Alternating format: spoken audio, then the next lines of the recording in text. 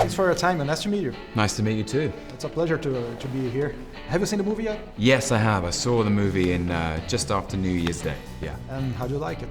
It's great. I love it. The thing is, when you make a movie like this, we were shooting in Hawaii, Australia, and Vietnam with an amazing cast, amazing locations, but with one crucial ingredient missing. And that ingredient is Kong himself. Mm-hmm. So when I finally saw the film, to see him, 100 feet tall, tearing through the swamp was so exciting. And you play a character named Conrad. Is that because of Joseph Conrad? You are a very smart man, sir, and you're the first person who has noticed.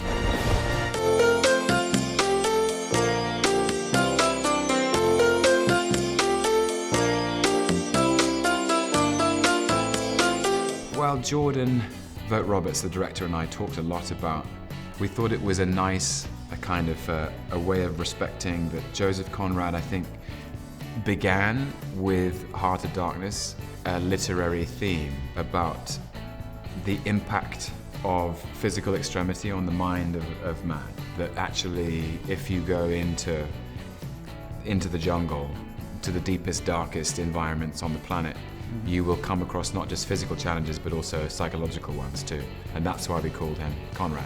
Let me list all the ways you're going to die. Apocalypse Now is a big reference for this movie, but I hope that you guys didn't suffer so much like Coppola and Martin Sheen. How it was like to shoot in the jungle and the hills and the rivers and all that? I loved shooting in the jungle.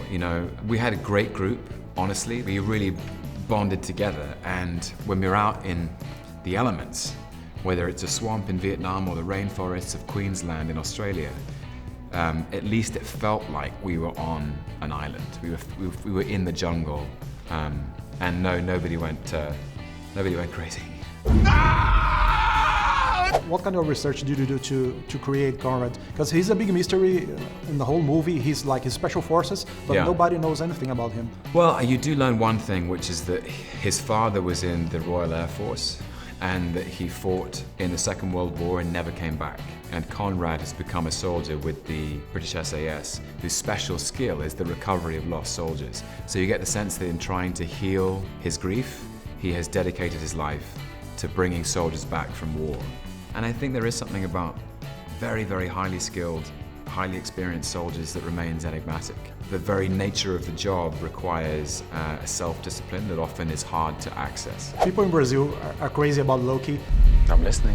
And I have to ask you to say what people can expect for Thor Ragnarok that's coming out this year. Two things. Ragnarok in Norse mythology means the end of everything. The end of time, space, and physical matter. So, high stakes. Thor and Loki are up against the goddess of death, played by Cate Blanchett, and the clue is in the title. She brings with her destruction. It's probably the greatest challenge they've ever faced. The second thing, it will be hilarious. Taika Waititi has an amazing sense of humor, and I think this will be the most outwardly funny adaptation of the Thor films that you've seen. You might need to think about getting a job.